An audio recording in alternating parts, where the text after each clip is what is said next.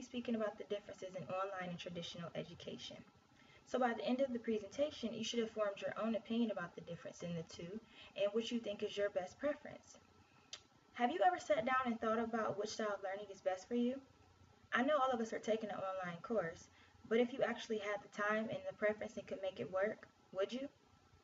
Is a more customized learning pace exactly what you love about the class, or is the convenience actually becoming a problem for you now? Now that you guys are thinking about what suits you best, I would like to start off by talking about online classes. Online education, also referred to as distance learning, is nothing more than taking classes online out of the usual setting.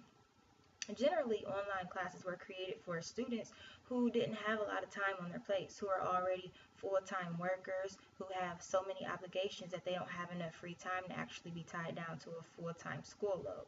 They can't go sit in a class for a certain amount of hours at a scheduled time.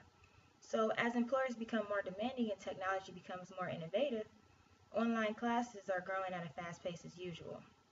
According to Rasmussen College in the United States, 6.7 million students enrolled in at least one online class in the fall of 2011, which is an increase of more than 500,000 students compared to 2010. The problems that most people run into with online courses is credibility. There are a lot of offers of online courses every time you open up a new browser on your computer, but the majority of the institutions are not accredited. The credits that you earn sometimes don't even transfer because people just find themselves caught up in scams or schools that really aren't even official. So, Career Builder tells us the 6 things to take into account when you're taking online courses are reputation, accreditation, accessibility, how quickly you can earn the degree, the program fees, and how hard the work is for you. Central Michigan, Indiana University, Columbia University, St. Xavier, the University of Southern California are all cited as schools with the best online programs up to date. The benefits of distance learning is the flexibility and the cost efficiency, as well as a more customized learning experience. You can learn at your own pace, you can work at your own pace, and you can even work in the time frames that are most convenient for you. But with those advantages do come the disadvantages. Some schools will overcharge you for the very conveniences you're taking the classes for, charging for the ability to have flexibility and education personalization. There is no involvement on campus, and there is a constant delay with everything that you need to do. Every time you have a question to be asked, you have to wait for it to be replied to by a fellow colleague or a professor in an email, a form, or some sort of IM. So nothing is instant. It's not like you can just raise your hand in class. CNN tells us that employers are becoming more familiarized with the online institutions, but there are a lot of employers that still prefer students who are fully committed to their education. So with daycares on campuses and jobs paying for schooling these days, it seems like the excuses are just becoming more and more limited. So now that we've discussed online classes, let's discuss the traditional format style of classes. Traditional classes are simply the classes that we all grew up in. Social interaction, teachers, and peers all around us. You have your options of private, public, and community colleges, but generally they all are going to be accredited. From Tri-C to Brown Mackey, Yale to USC, these institutions are all very credible. The benefits of traditional style education are actually having the option to become more involved in campus. You can build personal, lasting relationships with professors as well as the peers. You can find your place in the class, giving you even more reason to come to the class outside of academic purposes. It is also more hands-on and direct approach involved with the traditional style. You can actually talk to people, you can actually ask for help.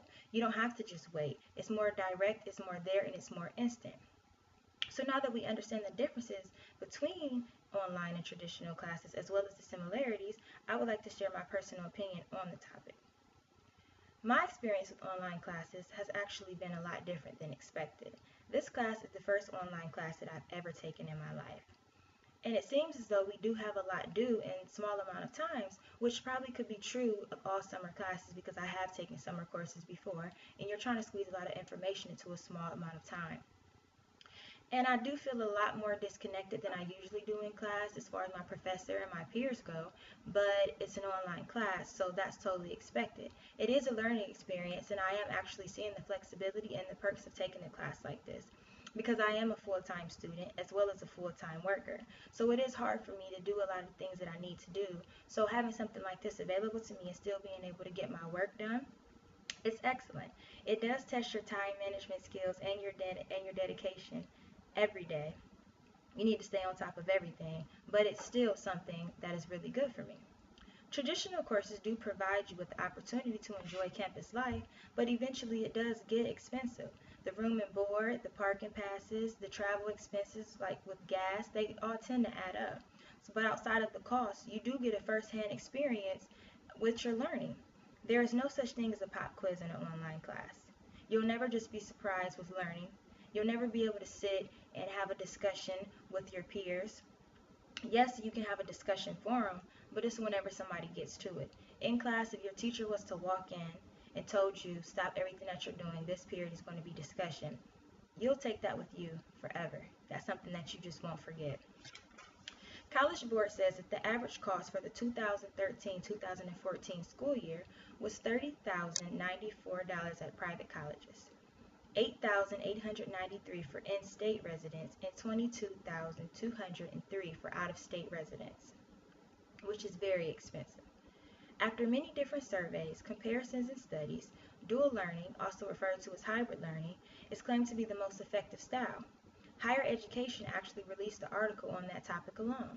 Online education with the face-to-face atmosphere seems to be the mixture for success.